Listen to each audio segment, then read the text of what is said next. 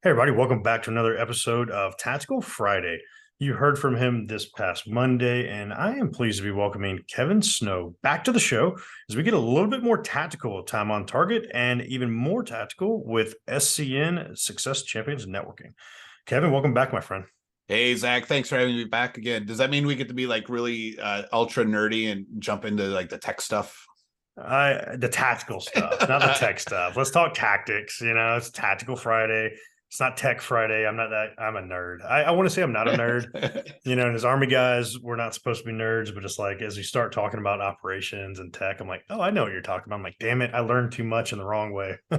Yeah, everyone, all the Army guys, all the Marines say it too. Oh, we're not nerds, strong, tough guys. Like, no, I know you. I deployed with all of you. You're all totally nerds. You Total watch nerds. Star Wars, you watch Marvel, you play Harry with Potter for Legos. some Yeah, of those Harry Marines. Potter. Yeah, Yeah, gross. I'm like, you're all nerds. You just are stronger and more athletic than most nerds. There it is. There it is. No, I love it, man. I definitely want to hit on some of the tactics attached to. You offered a free gift to the audience at the end of Monday's show, and it's I want you to repeat the text number. It's all about selling smarter, but also kind of give us an idea. What is that piece for you? What is selling smarter, and how does that help an entrepreneur?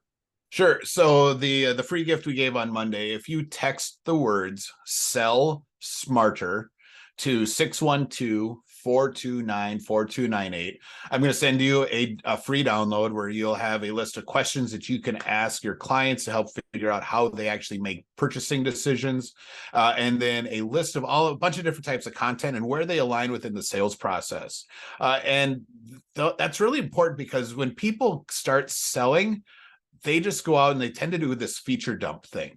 As salespeople, we're all taught to fab sell, feature, advantage, benefit. And I think that's the dumbest thing, especially growing up in the sales world in the technology industry.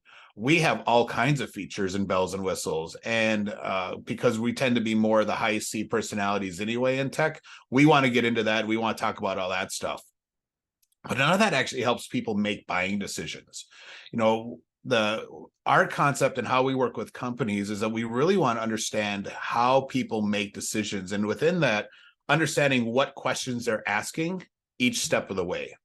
So, what piece of information do they need to know to be able to say, all right, let's move on. Let's move on to that next step. Let's talk about doing a demo, or let's schedule the site visit because we got this all stuff answered. And a lot of companies, when I ask them, all right, so what questions are your clients trying to answer at this stage? They don't know. They're making big assumptions. And if they give me an answer, that my follow-up question is like, all right, so how did you validate that? How do you know that that's actually what they're asking and wanting to know? And they can never answer that question. It's because they've never communicated, and they went out and talked to their clients and, all right, so, hey, we want to get some feedback about how your experience was with us during the sales process. And we'd love you to give us some really good feedback so we can get better at what we do. And then taking them through that process where they get really good information. Now, once you have those questions, that's where that content piece comes in, because now hey, they want this type of information. They need to know this to be able to make that little decision that moves them closer to that big yes at the end. You're able to take that content and then figure out, all right, so what content do I need? All right, so at this point, they're trying to answer these questions. Let's create content that gears towards that. For example, at top of the funnel, people who are just trying to figure out if they even have an issue and if they need to talk to someone, if they need to spend time and energy trying to fix something, are looking at case studies. They're wanting to see what's happening with the other people in their industry. It's like, oh, Acme Corporation had the same issue. Oh my God, look at all this stuff. That sounds just like us. What did they do? Oh, they'd fix it. All right, we need to look. We need to spend more time investigating it. This is worth our time. And at the end, they're looking at checklists because they want to be confirmation that, yeah, I'm making the right choice. I am not screwing up. I'm not about to spend a ton of money for my business and not get anything from it. So they like those checklists. They want to see comparisons. They want to see those things that could help them confirm that, yep, I'm good. Let me sign the paper. But all through the gambit, there's all these different things that they want to get answered and the information they need. If we don't know that as salespeople, we can't sell to them. We're going to be trying to drag them along, kicking and screaming, and we're going to start using all those horrible manipulative tactics.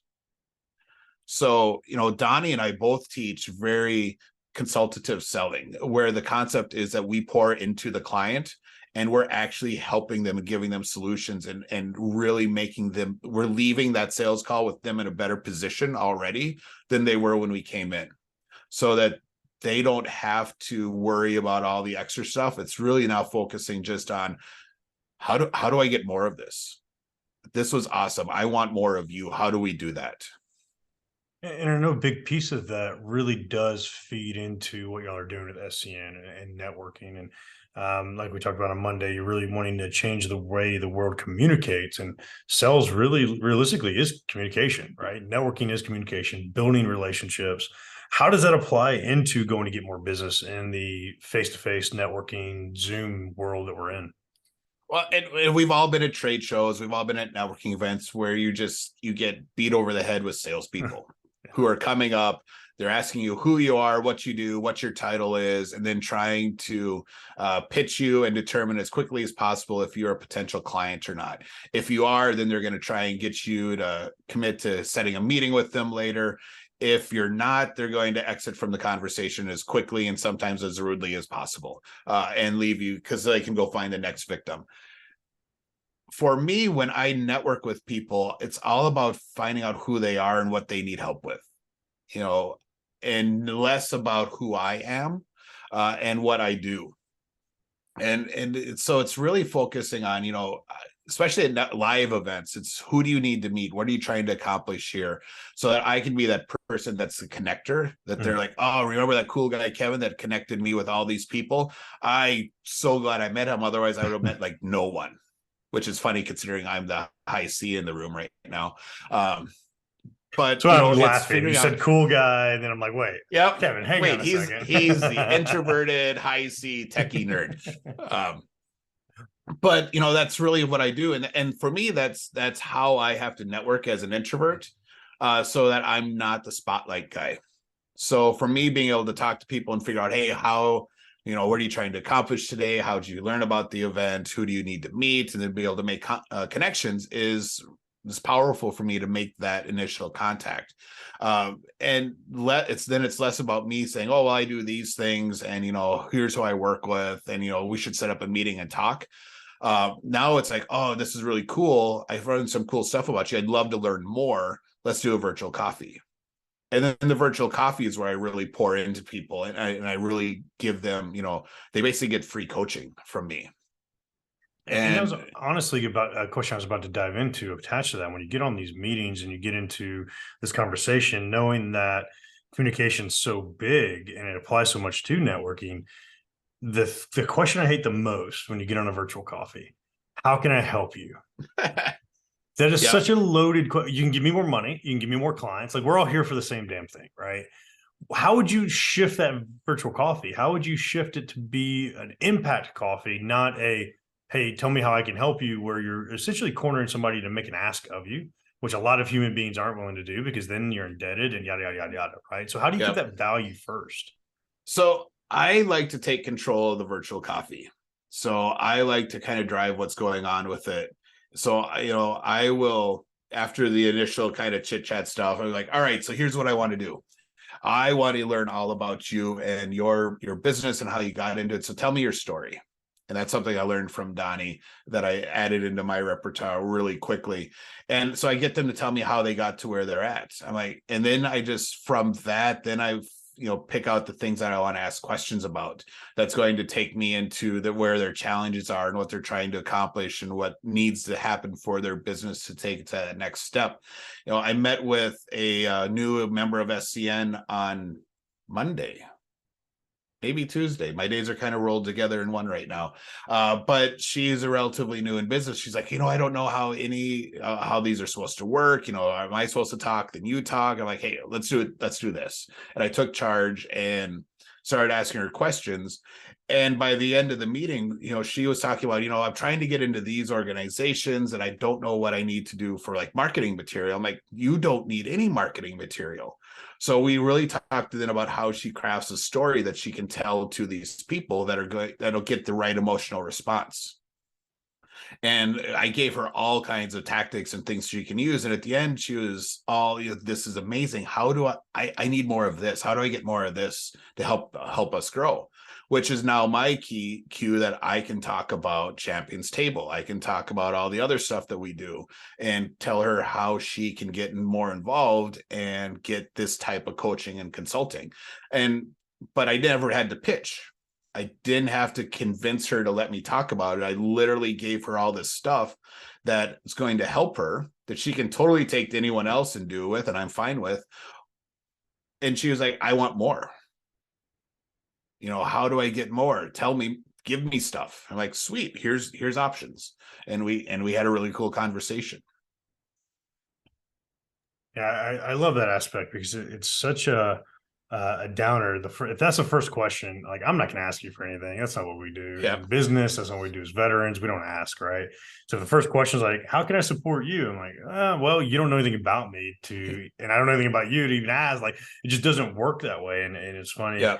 I left a meeting right before we hopped on this, and that was the ending question. You just learned all about this, and the very ending question is in person, and we had whiteboarded some stuff out, and he's like, so how can I support you? I'm like, bro, I don't need your support. It sounds arrogant, but it's like, I don't need your support. If you want to be a part of what I'm doing, how can you add value to what I'm doing? Yeah. And having that mindset, shifting that a little bit of like, don't ask the question.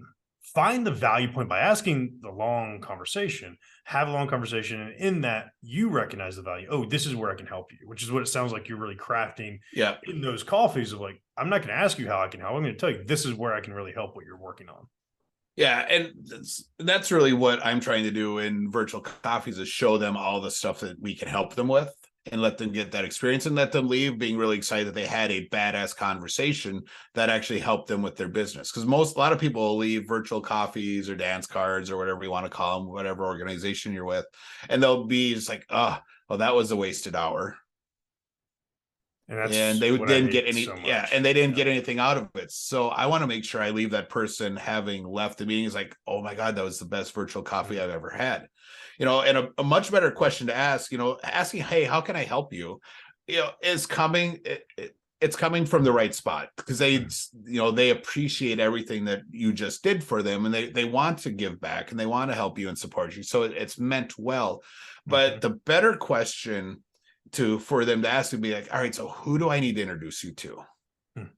Who do you want to be in front of? Who in my network do you need to know? And that's a much better question to ask. And usually when I get the, hey, so how can I help you? I'm like, well, let's rephrase that. And I'll help them get to the idea. It's like, you should be asking, who can I introduce you to?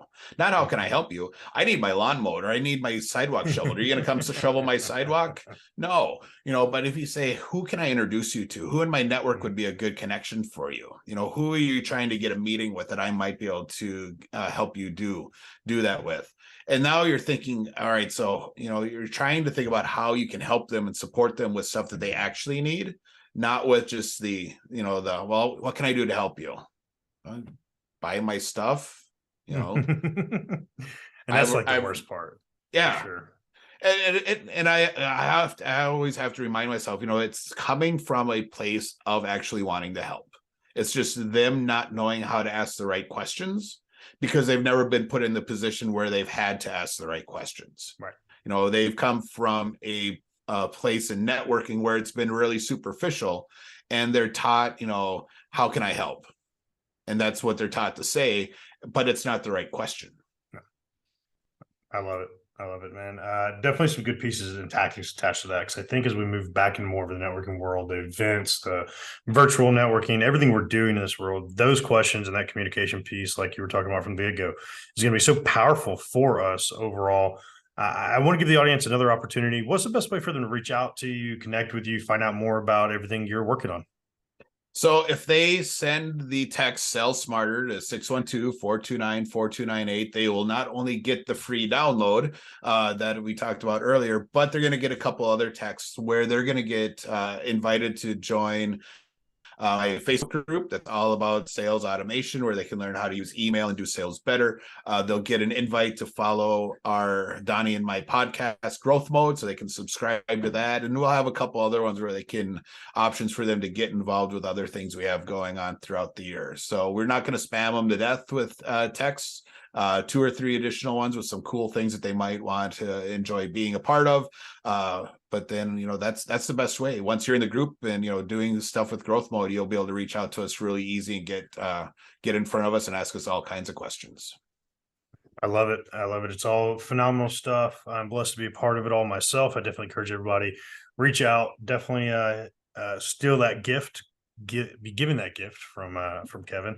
But definitely reach out, shoot that text over, get involved in this community, because it's one that is definitely going to be seen. It's definitely growing, and people are really going to take notice of it as it gets bigger and bigger. So jump in now, be a part of everything that's happening. And overall, Kevin, I just want to appreciate and thank you for your time and energy for the show today, my friend. Hey, thanks so much for having me on again, Zach. I always enjoy hanging out with you, and we always have really cool conversations. So this was great.